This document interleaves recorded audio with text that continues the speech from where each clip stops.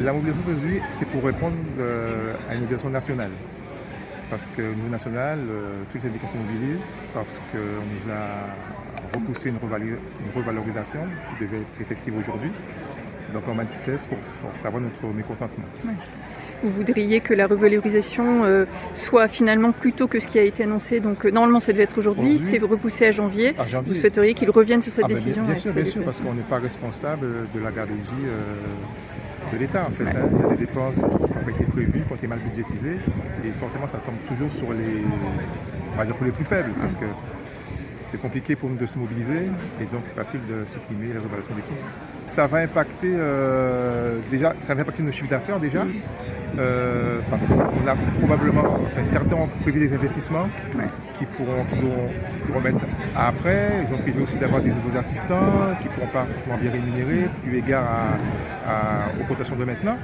Donc, et puis ça fait très longtemps qu'on n'a pas été augmenté, on a perdu quasiment.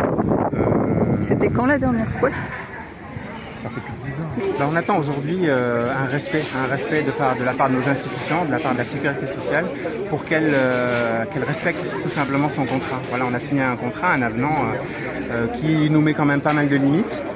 Toutes ces limites-là sont passées du côté de la sécurité sociale, et nous, la revalorisation qui a été signée et qui est la contrepartie de toutes ces choses-là, nous, on les a pas là, maintenant.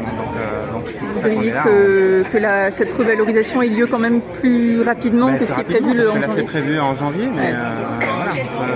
Je veux qu'il y ait un respect de contrat. Alors c'est vrai que sur le contrat, l'ONDAM a dit que s'il y avait des difficultés financières, oui, mais en attendant, tout est passé. On est en zone non prioritaire, on n'a plus la liberté d'exercice, il y a une impaction sur les étudiants, il y a vraiment beaucoup de choses qui sont déjà passées, qu'on subit au final, et nous derrière cette revalorisation qui va nous permettre aussi d'avoir une qualité de soins, qui va pouvoir nous donner la possibilité de suivre sereinement en patience sans être obligé d'enchaîner les rendez-vous, nous on n'a pas ça. Donc au final tout le monde est impacté, nous par notre manque de pouvoir d'achat, les patients par une qualité de soins qui est réduite parce qu'on court derrière les factures. Donc,